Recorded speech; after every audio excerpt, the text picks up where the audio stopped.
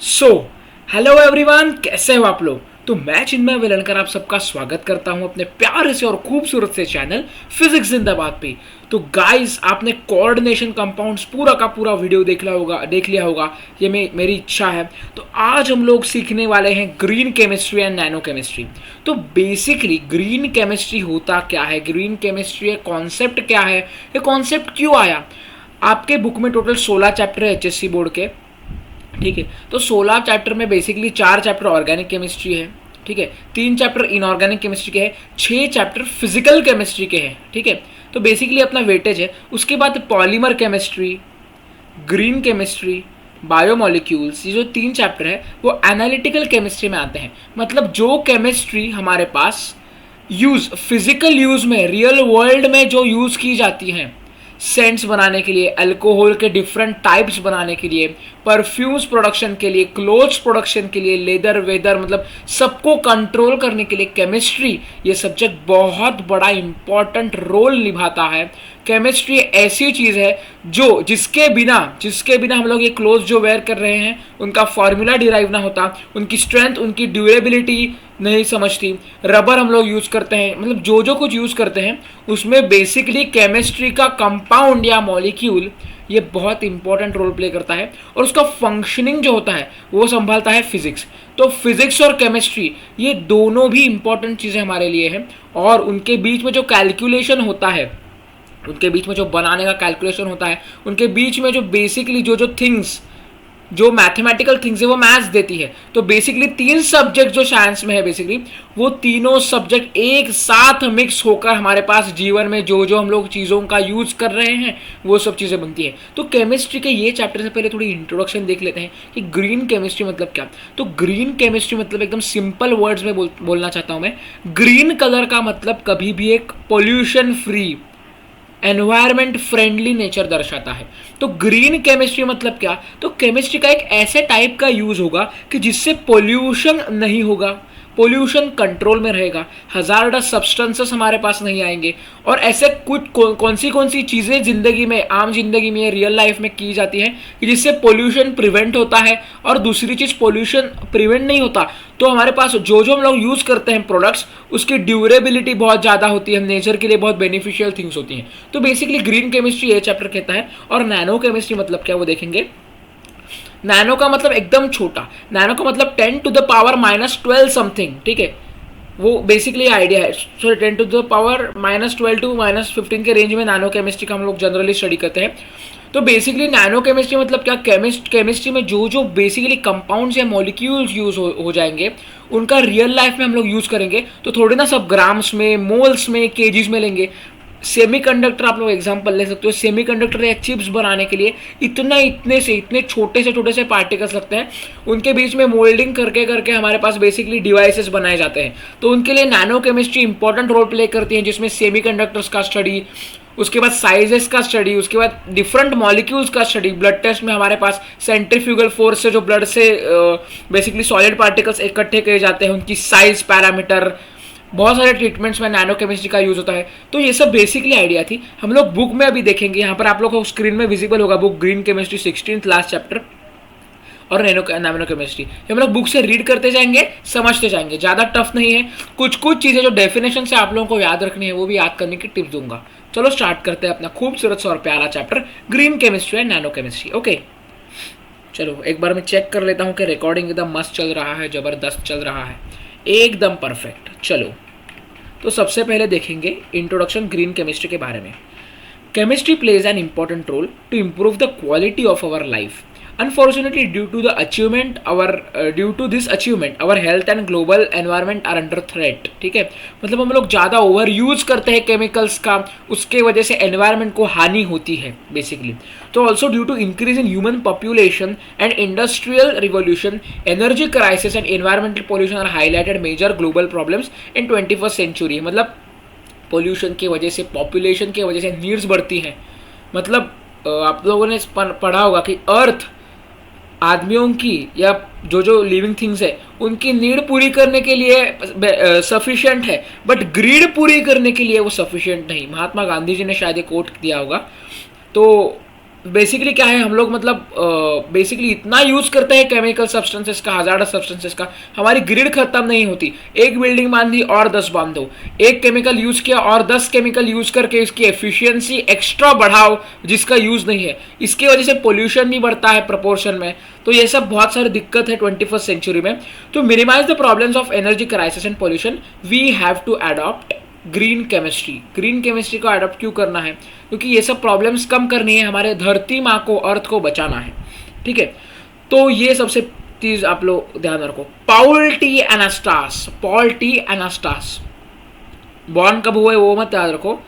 L university के director जो थे वो ग्रीन केमिस्ट्री के फादर है। फादर ऑफ ग्रीन केमिस्ट्री कौन है? तो पाउल टी एनास्टास। कौन है? पाउल टी एनास्टास जो है वो बेसिकली है ग्रीन केमिस्ट्री के फादर। मतलब ग्रीन केमिस्ट्री की जो कॉन्सेप्ट थी, डेरिवेशंस थे, थिंग्स थी, वो सब पाउल टी एनास्टास सर ने हम लोगों को बताई। तो बेसिकली हमारे पास ये नाम आपको याद रखना है, पाउल टी एनास्टास। एक बार क्वेश्चन आया था बोर्ड्स में गैप्स में कि कौन थे फादर ऑफ ग्रीन केमिस्ट्री, तो पाउल टी एनास्टास। पाउल, पाउल मराठी में पाउल बोलते हैं ना, लेग्स को, मतलब लेग के नीचे वाले भाग को, तो पाउल आप लोग याद रखते हो, पॉल टी एनास्टास। ठीक है, उसके बाद ग्रीन केमिस्ट्री की डेफिनेशन एक बार पढ़ता हूं फिर एक्सप्लेन करता हूं। Green chemistry as an approach to the chemistry that aims to maximize efficiency and minimize hazardous effects on human health and environment. The concept of green chemistry was coined by Paul T Anastas. ठीक है, father of green chemistry Paul T Anastas. Green chemistry का approach क्या है? Definition नीचे उसके। Approach क्या green chemistry का? कि एफिशिएंसी भी बढ़ानी है, मतलब जो आदमियों की ग्रिड है उसको फुलफिल तो करना होगा, बट ऐसे वेज से कि जिससे एनवायरनमेंट को पोल्यूशन कम हो, एनवायरनमेंट को हानि कम हो, एनवायरनमेंट को हजार्डस सब्सटेंस जो है घातक हानिकारक वो कम हो जाए। तो ऐसा अप्रोच ग्रीन केमिस्ट्री में हम लोग रखना चाहते हैं। डेफिनेशन क्या? तो green chemistry is the use of chemistry for pollution prevention by environmentally conscious design of chemical production processes that reduce और eliminate the use of generation of hazardous substance. इसका मतलब क्या? हाईलाइट करके रख रहा हूं यहां पर मैं।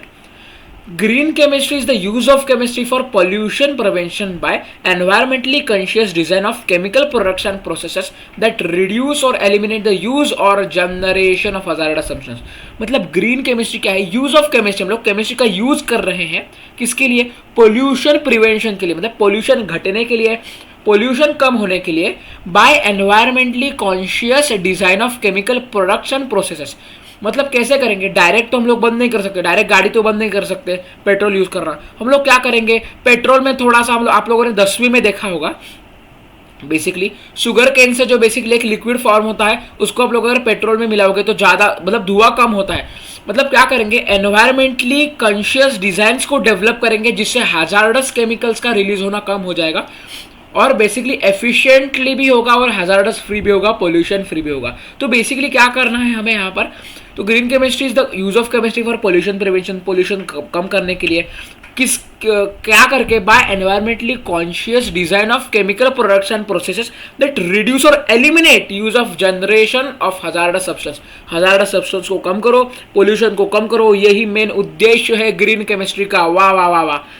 तो to reduce the impact of energy crisis, pollution, to save natural resources, basically we need to implement 12 principles of green chemistry given by Paul Anastas वेरेबल पॉसिबल। देखो ग्रीन केमिस्ट्री का हमने डेफिनेशन समझ ली कि क्या है green chemistry. Green chemistry is the use of chemistry for pollution prevention by generation, by use of environmentally conscious chemical substances that are non-hazardous or chemical free। एकदम basic definition है, मेरे सामने भी खुली नहीं हुई है, आप लोग देख सकते हो डेफिनेशन नीचे है। आप लोग ऐसा लिखोगे तो आप लोगों को फुल मार्क्स मिलेंगे। तो बेसिकली हम लोगों ने ग्रीन केमिस्ट्री की डेफिनेशन देख ली। उसके बाद वो ग्रीन केमिस्ट्री को फॉलो करने के लिए, उसके रूल्स समझने के लिए 12 प्रिंसिपल्स दिए गए Paul T एनास्टास, father of green chemistry के द्वारा। तो वो बेसिकली कौन से 12 प्रिंसिपल्स है वो हम लोग देखेंगे। वो जो 12 प्रिंसिपल्स हमारे पास है वो पूरे याद रखने की जरूरत नहीं, एक एक प्रिंसिपल का नाम और उसका वर्किंग फंक्शन का थोड़ा थोड़ा डिटेल आप लोगों को याद रखना है। एग्जांपल के साथ थोड़ा थोड़ा एक्सप्लेन करूंगा। चलो सबसे पहले सस्टेनेबल डेवलपमेंट देखेंगे। Green chemistry plays an important role in sustainable development. मतलब सस्टेनेबल डेवलपमेंट मतलब पूरा समाज, पूरे वर्ल्ड को एक साथ लेकर जिससे किसको भी हानि नहीं होगी, सब एकदम शांत रहेगा, सब एकदम मस्त रहेगा, सब एकदम पोल्यूशन फ्री, हजार्डस फ्री रहेगा, नॉन हजार्डस रहेगा। मतलब डेवलपमेंट सस्टेनेबल होगा मतलब क्या, नेचर और ह्यूमन ग्रीड के बीच में, मैं बोल रहा हूँ नेचर और ह्यूमन ग्रीड के बीच में जो बैलेंस है वो रहना चाहिए। इसलिए ग्रीन केमिस्ट्री का यूज हमें इंपॉर्टेंट लगता है। तो basically green chemistry plays an important role in sustainable development. We can achieve sustainable development by adapting the 12 principle of chemistry. ठीक है, sustainable development is a development that meets the needs of the present without compromising the ability of future generations to meet their own need. मतलब क्या, sustainable development मतलब basically development that meets the needs of the present without compromising the ability of future generations to meet their own need. Sustainable development मतलब हमें ऐसी condition prepare करके रखनी है। Organic chemistry में आप लोग प्रिपरेशन करते हो ना रिएक्शन से पहले, आप लोगों को ऐसी कंडीशन लानी है कि जिससे अपना समाज और अगली जनरेशन, अगली जो नेक्स्ट पीढ़ियां हैं, जनरेशन्स है, उनको भी उनके नीड के लिए आगे भागना ना पड़े। उनको बेसिकली इंपॉर्टेंट नेचर से जो नीड्स है वो उपलब्ध हो, उनकी प्राप्ति हो। तो बेसिकली हमें सस्टेनेबल डेवलपमेंट का यहाँ पर मतलब समझा, उसके लिए मेनली 12 प्रिंसिपल्स को फॉलो करना पड़ेगा ग्रीन केमिस्ट्री के। ठीक है, without compromising the ability of future generations to meet their own need. Sustainable development has been continued to evolve as that protecting the world's resources को प्रोटेक्ट करना है, जिससे अगली पीढ़ियां हमारे पास जो उनके बेसिक नीड्स है, ग्रीड्स नहीं, बेसिक नीड्स को सेटिस्फाई और फुलफिल कर सके। तो हम लोग 12 प्रिंसिपल्स देखेंगे, principles of green chemistry given by Paul T एनास्टास। सबसे पहले प्रिवेंशन ऑफ वेस्ट और बाय प्रोडक्ट्स। ठीक है, to give priority for the prevention of waste rather than cleaning up and treating waste after it has been created। मतलब prevention of waste करना है, मतलब waste होने ही नहीं देनी। वेस्ट होने के बाद वेस्ट को मैनेज करने के लिए और खर्चा लगता है, और उसके लिए गाड़ियां लगती है, और पोल्यूशन होता है। वो करने से पहले बेसिकली हम लोग वेस्ट करेंगे ही ना। ऐसा अगर हम लोगों ने प्लान बनाया तो वो यूज होगा। तो प्रिवेंशन ऑफ वेस्ट और बाय प्रोडक्ट्स मतलब होने के बाद जो उड़ते हैं रिएक्शन के बाद बाय प्रोडक्ट्स, आप लोगों ने देखा होगा SOCl2 का आप लोग थियोनिल या सल्फोनिल क्लोराइड का रिएक्शन करोगे अल्कोहल के साथ, तो SO2 HCl दोनों गैसेस बाहर निकलते हैं। तो वो बायो प्रोडक्ट है, वो हालांकि अच्छे बायो प्रोडक्ट्स हैं, हमें अलग केमिकल्स में यूज होते हैं, बट जो हजार्डस बायो प्रोडक्ट्स होते हैं उनको हमें बायो प्रोडक्ट्स के फॉर्म में नहीं लाना है। तो हम लोग क्या खबरदारी लेंगे कि प्रिवेंशन ऑफ वेस्ट और बाय प्रोडक्ट्स कैसे करेंगे। तो इलस्ट्रेशन देखेंगे। To develop the zero waste technology, in the terms of zero waste technology in a chemical synthesis waste product should be zero और मिनिमम। रिएक्शन के बाद वेस्ट प्रोडक्ट बचना ही नहीं चाहिए, मतलब उसका प्रोडक्शन या बाय प्रोडक्ट फॉर्म होना ही नहीं चाहिए। It also aims to use the waste product of one system as the raw material for another system. मतलब क्या, उसका एम बेसिकली क्या है, वेस्ट प्रोडक्ट एक सिस्टम का जो है वो दूसरे सिस्टम के लिए कैसे यूज किया जाए। मतलब वेस्ट उसमें बेसिकली कुछ नहीं होगा। कुछ कौन से रिएक्शंस में HCl बाय प्रोडक्ट निकलता है, बट वो वेस्ट प्रोडक्ट नहीं है। वो HCl का यूज हम लोग अलग रिएक्शंस में यूज करेंगे, मतलब उसको फेंकने की जरूरत नहीं है, हजार्डस सब्सटेंस नहीं फॉर्म होगा बेसिकली।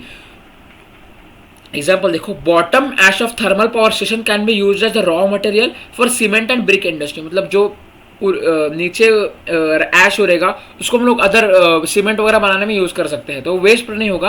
बायो प्रोडक्ट का हम लोग ने अच्छे तरीके से यूज किया यहाँ पर। Second, effluent coming out from cleansing of machinery parts में भी यूज है coolant water in thermal power station. ठीक है, वो पार्ट्स का यूज करके थर्मल पावर स्टेशन में कूलिंग फास्ट होगी, उसके लिए हम लोग यूज कर सकते हो। इलस्ट्रेशन है। तो सबसे पहले क्या देखा, प्रिवेंशन ऑफ वेस्ट और बाय प्रोडक्ट्स, उसमें ZWT जीरो वेस्ट टेक्नोलॉजी आप लोगों को याद रखनी है। मतलब बाय प्रोडक्ट जो अपने पास बाहर आएगा उसका कोई तो अच्छा यूज होगा, नहीं तो बाय प्रोडक्ट हजार्डस आएगा ही नहीं बाहर। ऐसा हम लोग को कुछ तो देखना है, सोचना है, समझना है ध्यान से। Second, atom economy. Atom economy is a measure of amount of atoms from the starting materials that are present in the useful products at the end of chemical process. Definition आप लोगों को यहाँ पर याद रखनी है। ठीक है, तो एटम इकोनॉमी मतलब क्या, atom economy is the measure of amount of atoms from the starting materials that are present in the useful products at the end of chemical processes।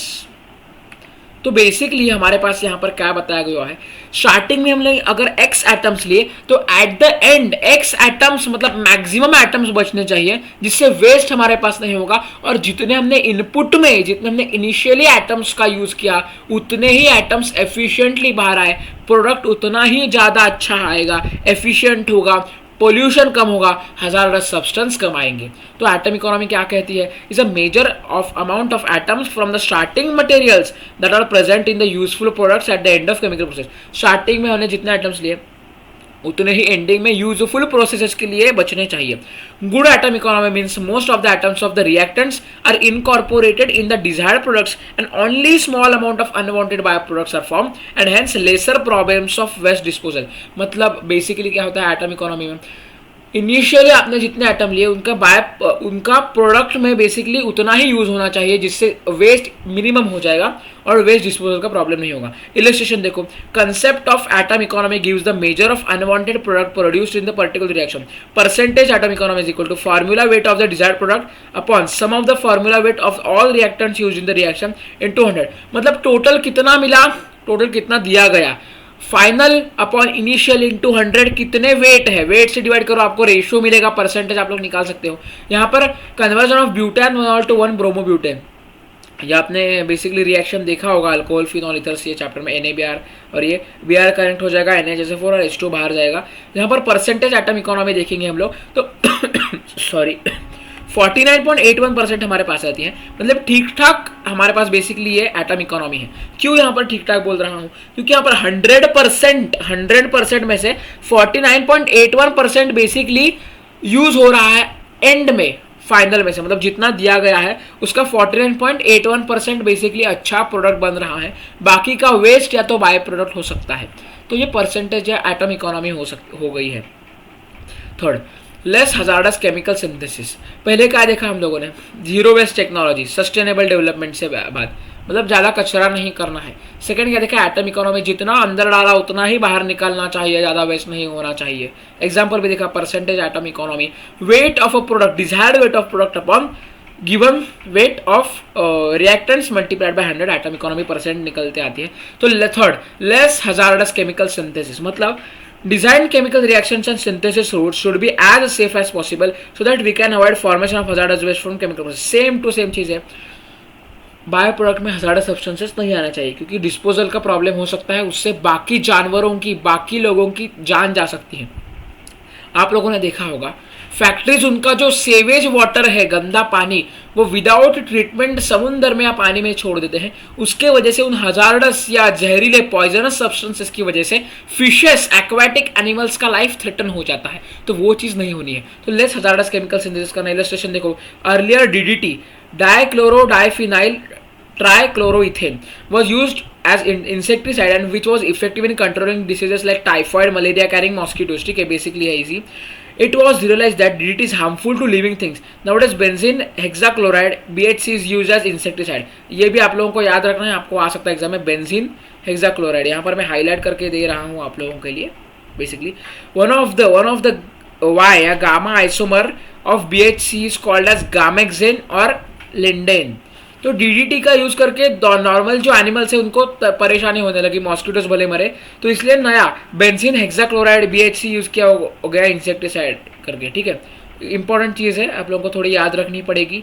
Less hazardous chemical synthesis, मतलब ऐसे chemical का use करो जिससे बाकी लोगों को ज़्यादा दिक्कत ना हो। 4, designing safer chemicals. This principle is quite similar to the previous one, to develop products that are less toxic or which require less toxic raw materials.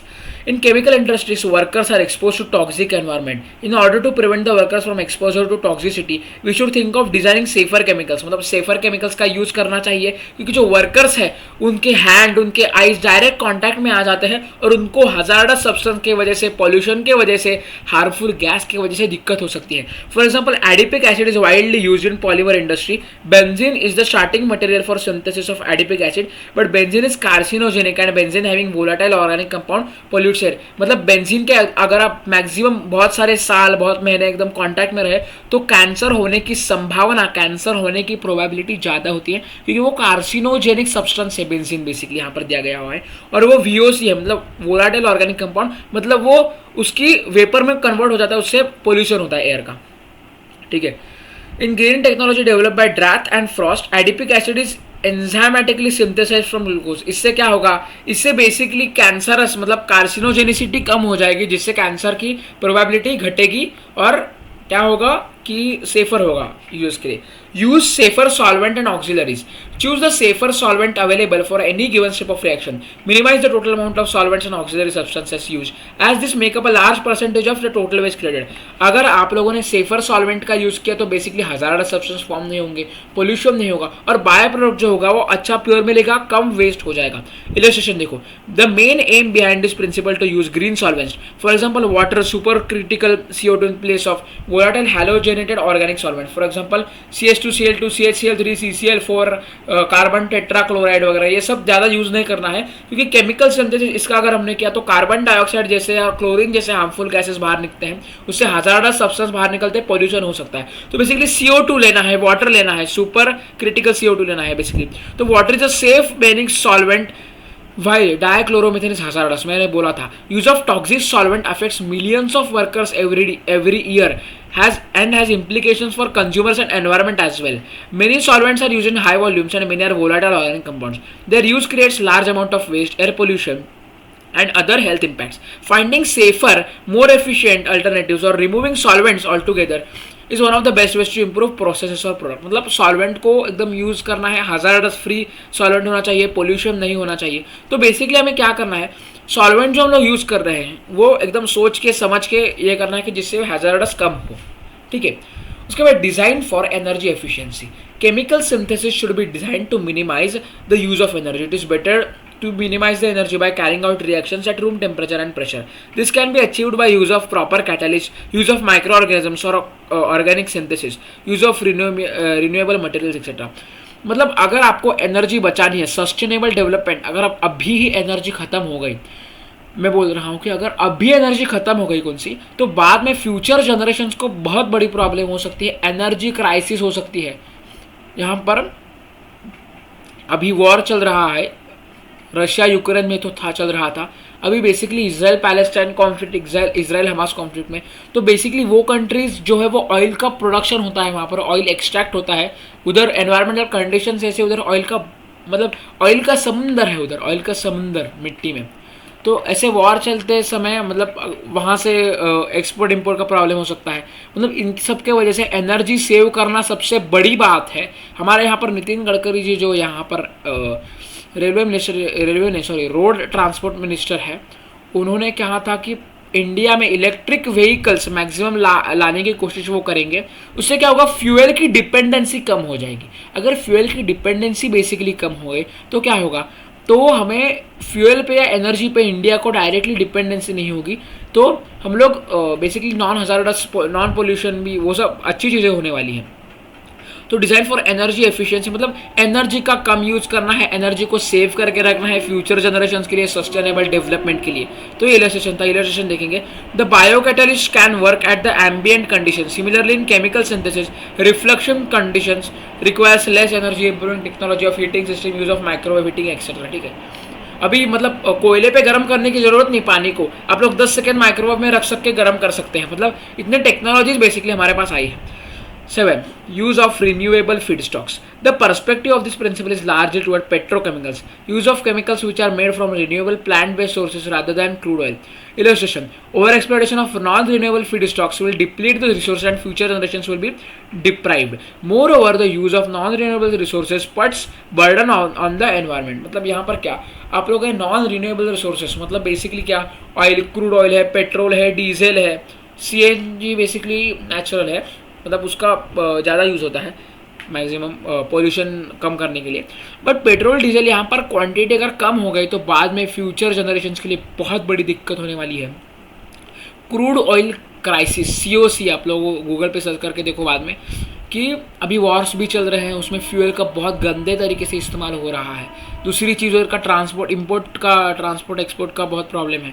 इसकी वजह से बेसिकली एनर्जी क्राइसिस बेसिकली आगे होने वाले फ्यूचर जनरेशन के लिए। Sustainable development करने के लिए हमें basically use of renewable feed stocks करना होगा, मतलब जो रिन्यूएबल सोर्सेस है, सोलर एनर्जी है, समंदर के यहाँ पर हाइड्रो इलेक्ट्रिक पावर प्लांट लगा दो, मतलब ऐसे कुछ चीज़ें करती हैं। On other hand, use of renewable resources, for example agriculture, biological product, ensures the sharing of resources by future generation.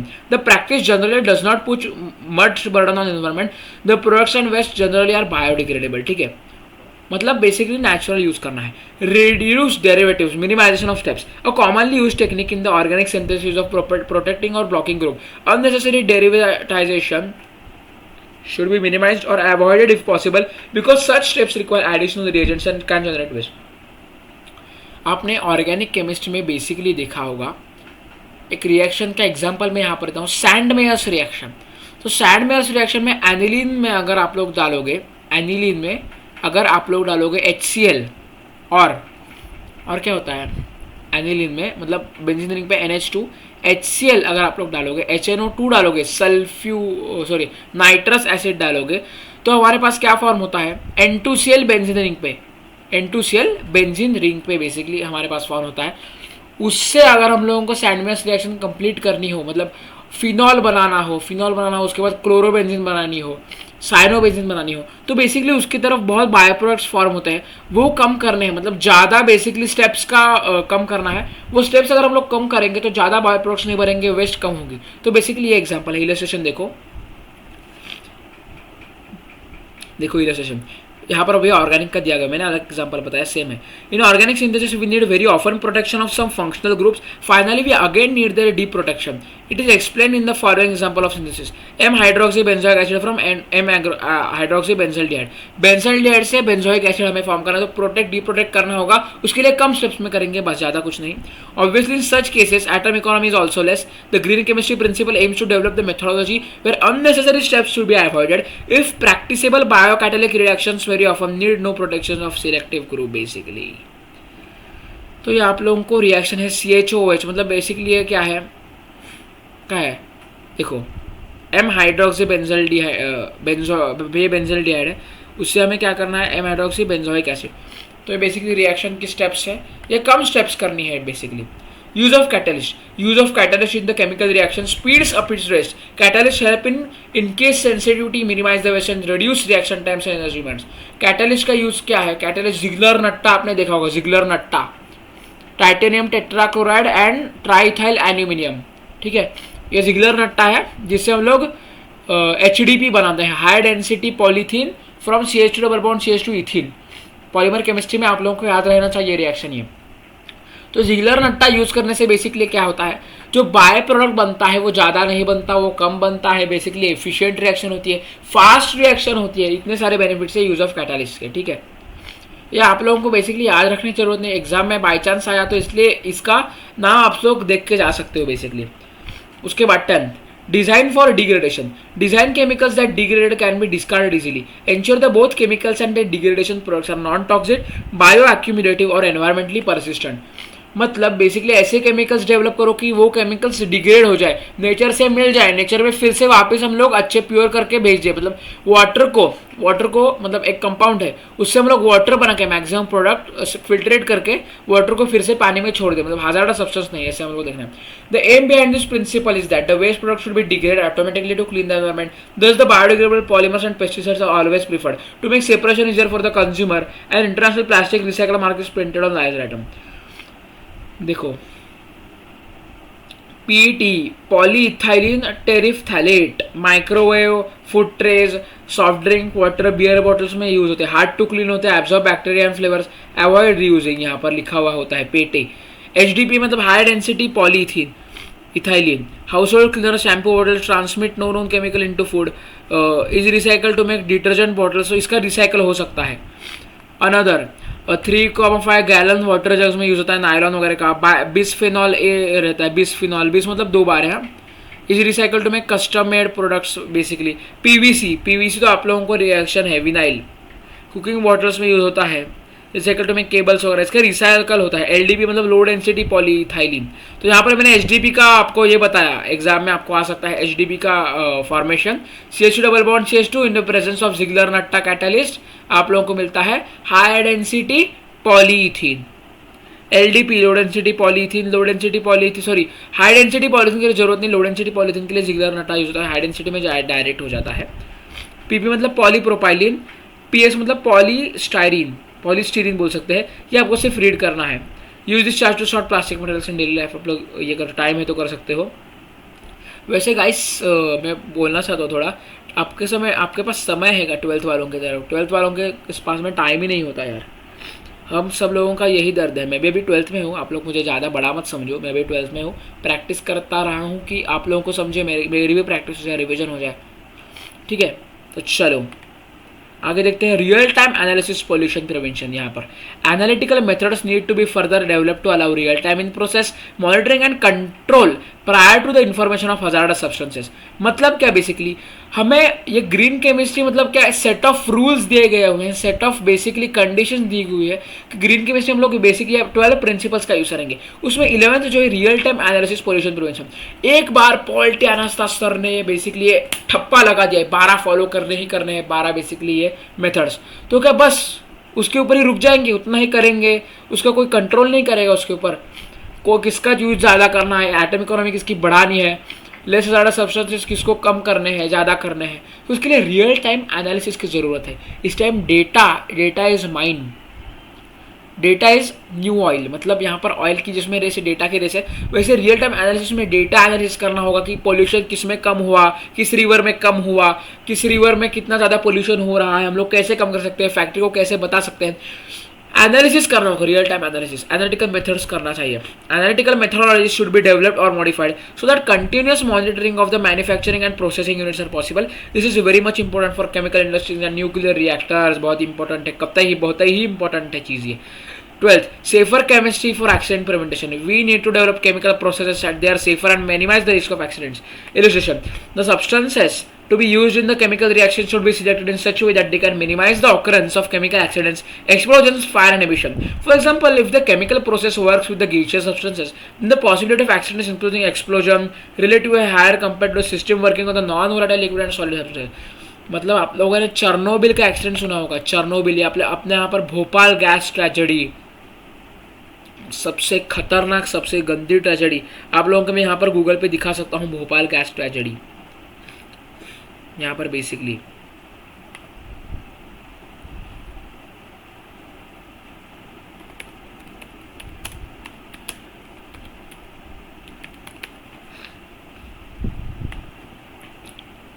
देखो क्या हुआ था, देखो ऑन December 3, 1984, आपको स्क्रीन दिख रही है क्या, एक बार चेक करने दो मेरे को।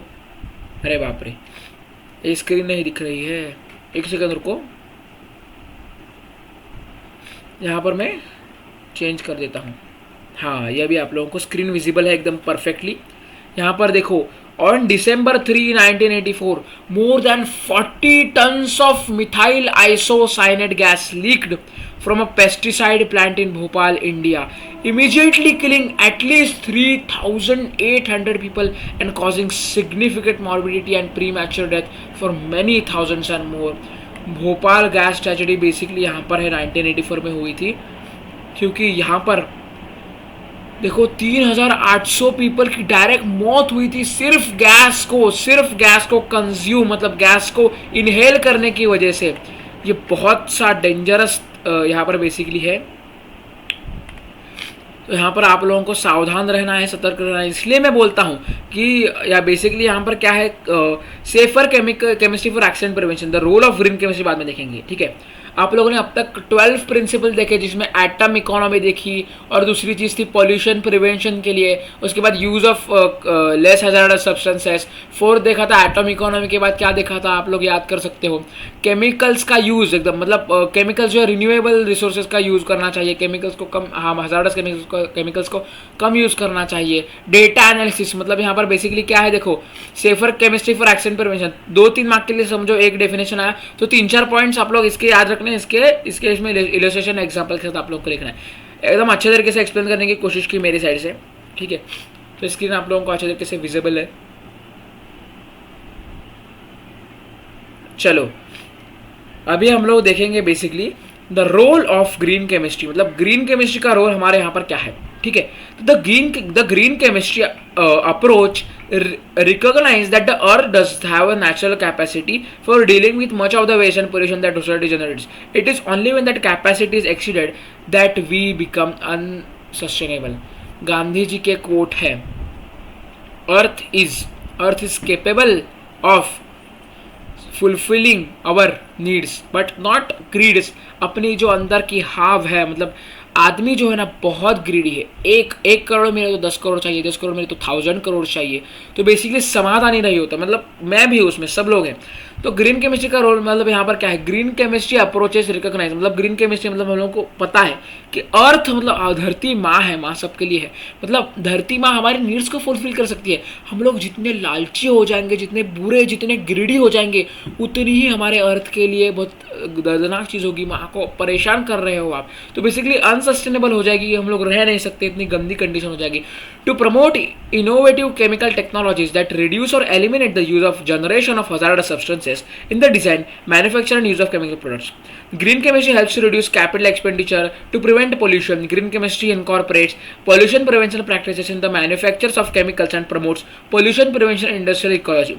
Green chemistry is a new way of looking at chemicals and their manufacturing process to minimize any negative environmental effect. Right now, the green chemistry revolution is beginning, and it is an exciting time with new challenges for chemists involved with the discovery, manufacture and use of chemicals. Green chemistry helps to protect the presence of ozone in the stratosphere, essential for the survival of life on the earth. Green chemistry is useful to control greenhouse effect, global warming, so we should think about safe environment on safe earth. Basically यहाँ पर आप लोग 11th का refer कर सकते हो, biology आपने लिया होगा तो ठीक है, नहीं लिया होगा तो प्रॉब्लम नहीं। तो बेसिकली यहाँ पर खुश खबर देना चाहता हूँ, आपकी ग्रीन केमिस्ट्री यहाँ पर खत्म हो गई। ग्रीन केमिस्ट्री में बेसिकली उसके पप्पा कौन थे, father Paul T Anastas. Green chemistry की डेफिनेशन क्या है, पोल्यूशन प्रिवेंशन के लिए by environmentally conscious designs that prevents the pollution and use of hazardous substances and elimination of hazards substances in nature. उसके बाद 12 प्रिंसिपल्स हम लोगों ने देखे। सस्टेनेबल डेवलपमेंट क्या होता है देखिए, ग्रीन केमिस्ट्री का यूज क्या है, रोल ऑफ ग्रीन केमिस्ट्री का काम क्या है दुनिया में, ये सब चीज़ें बेसिकली हमने देखी। तो इसके बाद ये देखो आप लोगों को ओवरव्यू देना चाहता हूँ बेसिकली मैं यहाँ पर। तो इंट्रोडक्शन टू नैनो केमिस्ट्री, हमारी ग्रीन केमिस्ट्री खत्म हो गई। उसके बाद नैनो केमिस्ट्री बेसिकली हमारे पास है, सिर्फ 4 पेजेस बेसिकली हमारे पास नैनो केमिस्ट्री के लिए बचते हैं। ठीक है, उसमें ज़्यादा कुछ नहीं है। बेसिकली मैं आप लोगों को बताऊंगा नैनो केमिस्ट्री होती क्या है, उससे ज़्यादा क्वेश्चंस नहीं आते। तो बेसिकली मैं आप लोगों को यहाँ पर 2 मिनट का ब्रेक देना चाहता हूँ। So guys I am back now. चलो नैनो साइंस के बारे में थोड़ा पढ़ेंगे, ईजी है, ज़्यादा टफ नहीं। नैनो केमिस्ट्री देखो, डेफिनेशन का खेल है। From clothes sunglasses you wear, हाँ, from clothes sunglasses you wear to computer hard drives and even cleaning products, nanotechnology plays a big role in the manufacture of many materials. Chapter से पहले मैंने बताया एकदम छोटे छोटे पार्टिकल्स, सेमीकंडक्टर्स, चिप्स के लिए नैनो केमिस्ट्री, नैनो साइंस बहुत इंपॉर्टेंट चीज़ है। We have been using lasers in DVD CD players for a long time which contains nano size components. Look at figure 16.1 which shows comparative scales of the macro molecules और material stratums. Also observe, ये सब देखेंगे आप लोग। Nano science होता क्या? Nano science is the study of the phenomena, मतलब एक फिनोमेना को स्टडी करना है, exciting, and the manipulation of materials at atomic, molecular and macromolecular scales which scales where properties differ slightly from those at larger scale. ये definition आप लोगों को याद रखनी है दोस्तों बेसिकली। तो नैनो साइंस क्या करता है? Nano science is the study of phenomena and manipulation of materials at atomic and molecular and macromolecular scales where properties differ significantly from those at a larger scale। मतलब large दुनिया में यहाँ पर हम लोग एक बॉक्स लेता हूँ मैं, बड़ा सा एकदम सुपर कंप्यूटर देख लेता हूँ, उससे कंपैरिजन में हम लोगों को स्टडी करना है मैनिपुलेशन। मतलब क्या मैनिपुलेशन? मतलब चेंज करना। तो उससे चेंज होकर कितना बड़ा चेंज हमें देखना है, डिफर, यहाँ पर डिफर सिग्निफिकेंटली, मतलब कितना डिफरेंस होता है मैक्रो साइंस में और माइक्रो साइंस में, मैक्रो साइंस में और माइक्रो साइंस में। मतलब हम लोग जो बड़े यहाँ पर स्टडी करते हैं, तो हम लोग मॉडर्न फिजिक्स में एकदम छोटे छोटे particles, atom level, molecular level, एकदम छोटे छोटे यहाँ पर चेंज करते हैं माइन्यूट, जिससे बहुत बड़ा सिग्निफिकेंट इफेक्ट होता है। तो nano science is the study of phenomena and manipulation of materials at atomic molecular and macromolecular scales where properties differ slightly या स्लाइटली ना सॉरी सिग्निफिकेंटली। प्रॉपर्टीज अलग, मैक्रो की अलग, माइक्रो की अलग होती है लार्जर स्केल में, ठीक है, लार्जर स्केल से। तो आप लोगों को यहाँ पर लिखना है कि basically micro materials two atoms. यहाँ पर देखो वाटर का कितना होता है 0.1, ग्लूकोज का 1, एंटीबॉडीज का 10, वायरस का 100, बैक्टीरिया का 1000, कैंसर सेल 10,000 गुना बड़ा होता है, ए पीरियड का 1 लाख टाइम्स होता है 10 लाख, और हमारे पास बेसिकली नैनोमीटर टेनिस बॉल कितना है 10 लाख या 100 लाख के बराबर है, ठीक है। और यहाँ पर देखो बेसिकली ये सब कंपैरिजन आप लोगों को यहाँ quantum core of 40 iron atoms और कॉपर सरफेस पर position one time with scanning tunneling microscope 14 nanometer diameter. देखो इतना, देखो यहाँ पर जूम आप लोगों को दिख रहा होगा या शायद बेसिकली ये देखो इतने छोटे छोटे पार्टिकल्स बेसिकली प्रेजेंट है हमारे पास, scale of nanometers. How do we define nano technology? Nano science देखा, नैनो साइंस का study of phenomena of micro science that properties differ significantly from larger, ठीक है। तो नैनो टेक्नोलॉजी को डिफाइन करेंगे, कैसे करेंगे? Nano technology is the design, characterization, production and application of structures. क्या? Design, characterization, production and application. Design करो, characterize करो मतलब फंक्शन दो, प्रोड्यूस करो, और application of structure, device and system by controlling shape and size at nanometer scale. मतलब size control करके उसके अंदर के बेसिकली क्या कंट्रोल करना है? स्ट्रक्चर और सिस्टम कंट्रोल करना है, उसके हम लोग नैनो टेक्नोलॉजी बोलेंगे। Why nano? The nanometer scale, nano in Greek means dwarf, but in actual case nano is even smaller than dwarf, मतलब एकदम छोटा। Conventionally the nanometer scale is defined as 1 to 100 nanometer. The nanometer is 1 billionth of meter, that is 1 nanometer is equal to 10 raised to 9 meter, ठीक है।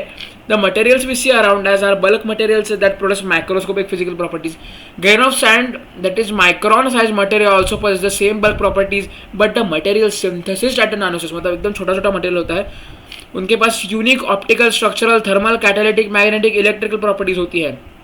देखो जिंदगी में हम लोग जितने बड़े बड़े देखते हैं, उस बड़े बड़े जिसमें जो चीज़ें होती हैं उससे ही ज़्यादा चीज़ें छोटे छोटी इसमें डिफर करती हैं। Unique optical, structural, thermal, catalytic, magnetic, electrical properties होती है। This properties change as a function of size that are very different from the bulk materials. What is nano material? भाई नैनो टेक्नोलॉजी देखा, nano technology मतलब क्या? Basically nano technology मतलब design करो, characterization करो, function करो, प्रोडक्शन करो, application करो, स्ट्रक्चर्स करो, डिवाइसेस का system by controlling is shape and size at nanometer scale. Nano technology में अब नैनो मटेरियल क्या होता है? Nanometer is the material having structural components at least 1 dimension in nanometer scale, that is 1 to 100 nanometer, ठीक है। 1 to 100 nanometer में basically जो atoms या इसका मॉलिक्यूल्स या प्रेजेंट है, जो थिंग एक ही डायमेंशन में मिनिमम, तो उसको हम बोलते हैं nano material. Nano materials are larger than single atoms but not smaller than bacterial cells. एक एटम की size basically 10 raised to minus 10 इतनी होती है, ठीक है, ठीक है। तो 10 raised to minus 10 की इतनी छोटी साइज होती है एटम की, 10 raised to minus 10 to 10 raised to minus 15 के रेंज में। तो नैनोमीटर मतलब क्या? नैनोमीटर इससे छोटा नहीं होता एटम से, बट बेसिकली बैक्टीरिया, वायरसेस के सेल्स के से थोड़ा सा छोटा होता है। दिस में भी nano particles, nano virus, nano tubes according to dimensions. Nano structure materials may be large organic molecules, inorganic cluster compounds and metallic और semiconductor particles। एक सेकेंड रुको, हाँ ठीक है। तो यहाँ पर बेसिकली डायमेंशन स्ट्रक्चर क्या है? तो नैनो पार्टिकल्स के लिए 0 डायमेंशन होता है, बेसिकली नैनो स्केल पे होता है। 1 डायमेंशनल मतलब नैनो वायर्स एंड रॉड्स के लिए, 2 डायमेंशनल मतलब कि एकदम थिन फिल्म्स के लिए हम लोग 2 डायमेंशन एज्यूम कर सकते हैं। 2 dimensional nano structure is 1 in the 1 dimension is in the nano scale, ठीक है। 2 डायमेंशन मतलब क्या? एक होता है, एक डायमेंशन होता है, वो नैनो स्केल में होता है। आप लोग यहाँ पर एग्जाम्पल देख सकते हो nano particles, quantum dots, thin films layers वगैरह, ठीक है। बेसिकली तो definition of nano chemistry, it is the combination of chemistry and nano science, ठीक है। It deals with designing and synthesis of materials of nano scales with different size, shape, structure, composition, slope, their organization into functional architects. Nanochemistry is used in chemical, physical, material science as well as in engineering, biological, medical appliances. Basically guys, यहाँ पर तब characteristic features of nano particles में basically colour differ होता है, optical property differ होती है, elemental gold जो होता है शाइनिंग येलो कलर होता है। 100 गोल्ड आइटम्स अगर हमने क्यूबिकल में अरेंज किए तो कलर रेड होगा। नैनो पार्टिकल्स में प्रॉपर्टीज बेसिकली चेंज होती है, कलर चेंज होता है, सरफेस एरिया चेंज होता है। सरफेस एरिया कैसे चेंज होता है? एक सेकंड रुको guys,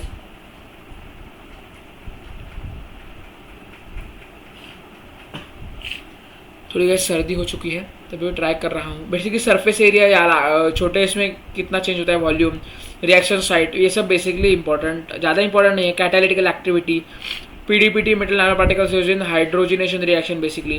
TiO2 zinc oxide photo catalyst. The golden bulk form is unreactive but gold nanoparticles are found to be very good catalyst for various organic reactions. मतलब ज़्यादा gold है उसका कुछ रिएक्शन का काम नहीं, नैनो पार्टिकल्स गोल्ड के लिए उठाए तो बहुत कैटलिस्ट जैसा काम करते हैं। Thermal properties melting point size के ऊपर डिपेंड होता है बेसिकली। मैकेनिकल स्ट्रेंथ, नानो size copper and palladium cluster size ज़्यादा होती है, मतलब 5 to 7 मीटर का हार्डनेस 500% ग्रेटर ज़्यादा होता है बल्क मेटल से। इलेक्ट्रिकल कंडक्टिविटी यहाँ पर चेंज नैनो स्केल के ऊपर डिपेंडेंट है, यहाँ पर आप लोग देख सकते हो बेसिकली। तो ये सब चीज़ें जो हैं, wet chemical synthesis, sol gel process, sols और डिस्पर्शन ऑफ कोलाइडल पार्टिकल्स, ये जो चीज़ें हैं सिर्फ आप लोगों को पढ़नी है basically. Analyse of characterization of nano material, synthesis material analyse by analytical tools, मतलब यहाँ पर बेसिकली एनालाइज करना है, डिजाइन करना है, प्रोडक्ट करना है, प्रोड्यूस करना है और साइंसेस में यूज करना है चिप्स बनाने के लिए, नैनो पार्टिकल्स बनाने के लिए, नैनो मटेरियल्स बनाने के लिए, जहाँ पर उनकी प्रॉपर्टीज मैक्रोमोलिक्यूल्स से कम होती है। यहाँ पर जो रिएक्शन है वो आप लोगों को बेसिकली नहीं आएंगी, तभी भी आप लोग मोर प्लस पानी क्या बनता है, मोह, मोर प्लस पानी बनता है मोह प्लस रोह, ठीक है। मोह चाचा रोह चाचा मोर से बने, ठीक है। ये आप लोगों को बेसिकली आप लोग यहाँ याद कर सकते हो। यहाँ पर आप लोग इंस्ट्रूमेंट यूज इन्फॉर्मेशन थोड़ी पढ़ लो, ये ज़्यादा कुछ तो आता नहीं बेसिकली।